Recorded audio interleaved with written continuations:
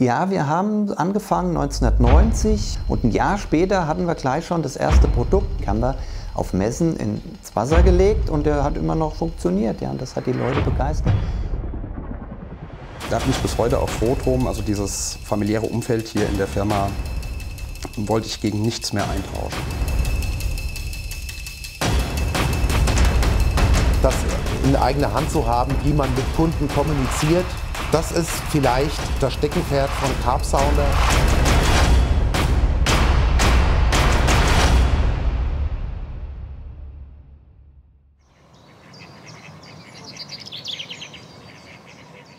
Mehr als 30 Jahre ist es her.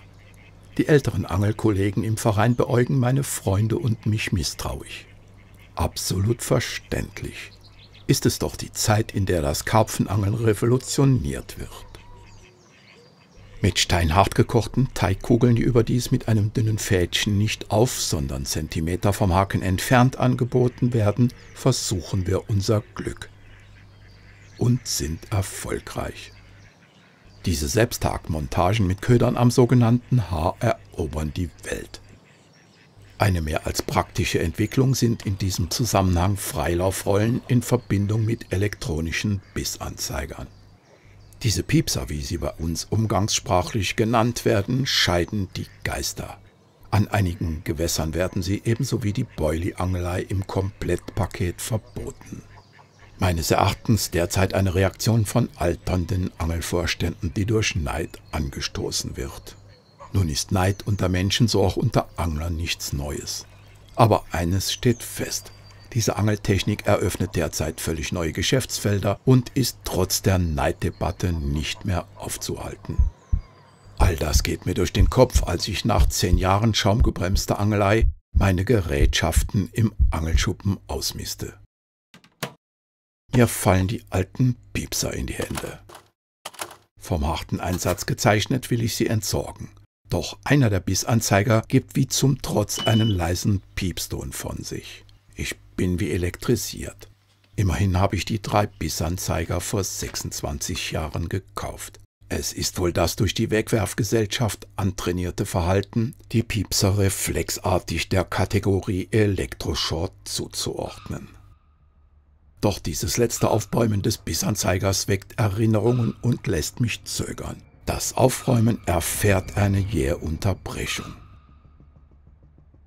Im Gegensatz zu vielen heutigen Elektrogeräten lässt sich der Bissanzeiger auch von mir als technischem Laien mit nur wenigen Handgriffen öffnen. Etwas reinigen, neue Batterie hinein und es piepst wieder. Das macht mich neugierig. Mit meiner in die Jahre gekommenen Ausrüstung setze ich mich ans Wasser und freue mich, sie mit meinem Enkel zusammen wieder zum Leben erwecken zu können. Immerhin fischte vor 20 Jahren bereits sein Vater damit.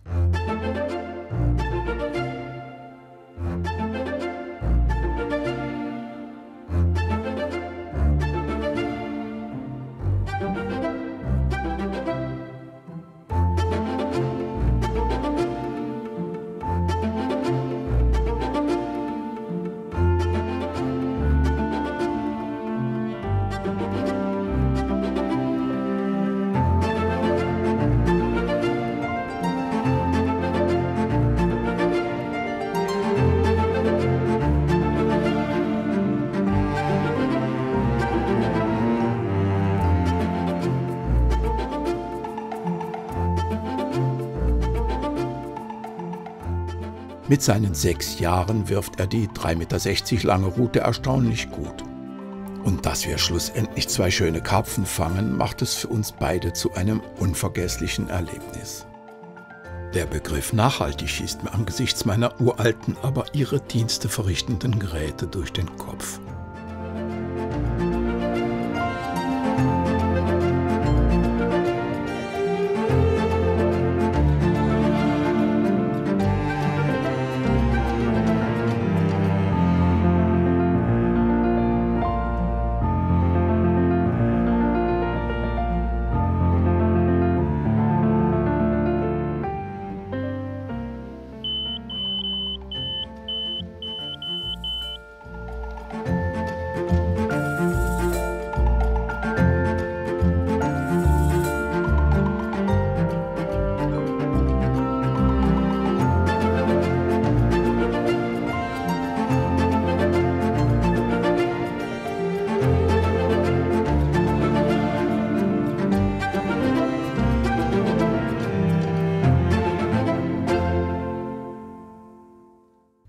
Internet werde ich fündig.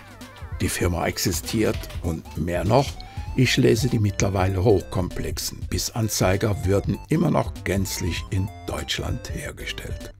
Spontan habe ich da meine Zweifel und so sende ich eine Mail mit meinen Überlegungen an das Unternehmen. Nicht zuletzt auch deshalb, weil mich das auf der Internetseite gegebene lebenslange Reparaturversprechen mehr als neugierig macht. Was steckt wirklich dahinter? Technische Geräte wegen einer leeren Batterie wegschmeißen zu müssen, ärgert mich maßlos. Aber es ist heutzutage oft genug nicht anders möglich. Umso mehr freut mich die Antwort, in der das lebenslange Reparaturversprechen bestätigt wird. Mehr noch, in einem nachfolgenden Telefongespräch stimmt der kaufmännische Leiter meinem Vorschlag, all dies mit der Kamera zu dokumentieren, sofort zu. Das lasse ich mir natürlich nicht entgehen. Und so bin ich einige Wochen später mit meinem selbst ausgebauten Wohnanhänger nach Braunfels in Hessen unterwegs.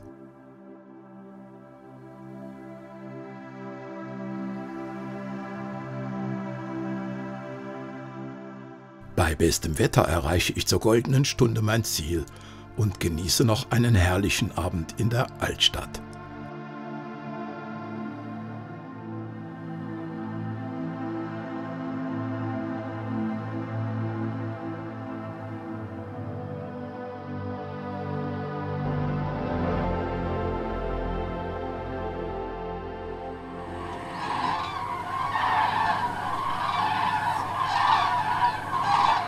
Als Tierfilmer genieße ich am nächsten Morgen den Flug und die Rufe der Kraniche über Braunfels. Auf dem Weg ins Winterquartier überfliegen sie auch das unscheinbare Firmengebäude. Ich bin angekommen. Ja, also mit den ersten Kontakt mit der Firma Carpsound, da hatte ich natürlich über mein Hobby Karpfenangeln und den hier angeschlossenen Angelladen und hatte dann auch damals in den 90ern meine ersten Carpsounder Spezial. Und ja, war auch immer schon mal latent hier vorhanden, habe mich um Kleinigkeiten damals gekümmert, wie die erste Homepage, wo das Thema Internet langsam aktuell wurde.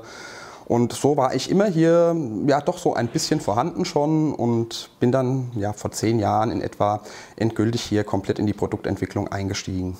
Da bin ich bis heute auch froh drum, also dieses familiäre Umfeld hier in der Firma wollte ich gegen nichts mehr eintauschen. Genau das kann ich bestätigen. Auch ich fühle mich nach kürzester Zeit in diesem angenehm wertschätzenden Miteinander sehr wohl. Das kenne ich aus meinem Berufsleben durchaus anders. Also vor ca. 30 Jahren kamen wir auf die Idee, mein Vater, mein Bruder und ich, für den Angelsport elektronische Bissanzeiger herzustellen. Die Sache war die, wir sind nach Frankreich gefahren zum Angeln und viele Produkte, die damals auf dem Markt waren, haben unseren Ansprüchen nicht genügt. Und mein Vater kam aus der Vakuumtechnik und wir haben Techniken aus dieser Vakuumtechnik umgesetzt in unsere Gehäuse, das heißt wasserdichte Gehäuse, extrem robuste Gehäuse und das verbunden mit einer tollen Elektronik, die zuverlässig robust ist. Und das ganze System haben wir damals entwickelt, um einen richtig guten, wasserdichten Bissanzeiger für den spezialisierten Angler zu bauen. Das heißt, von Anglern für Angler, um auch wiederum den Kunden und diesen Karpfenanglern ein spezielles Produkt an die Hand zu geben, das sich durch Qualität, Zuverlässigkeit, Robustheit unter allen Bedingungen am Wasser auszeichnet. Joachim Flauger lebt mit und für sein Team. Trotz der täglichen Arbeit rund ums Angeln sprüht er vor Begeisterung, wenn darüber gefachsimpelt wird. Und ohne große Umschweife geht er mit mir abends noch eine Zeit lang ans Wasser.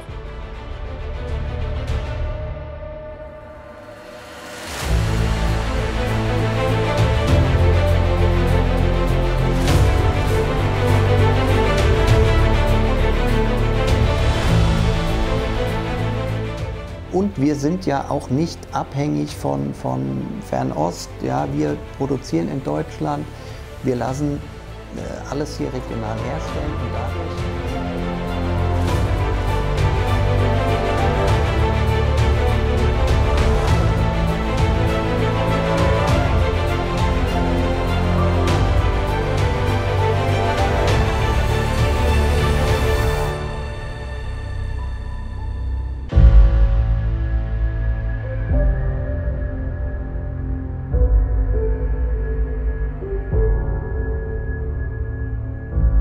es ist wie meine zweite Familie hier. Es ist ein sehr familiäres Klima, was wir hier haben in der Firma.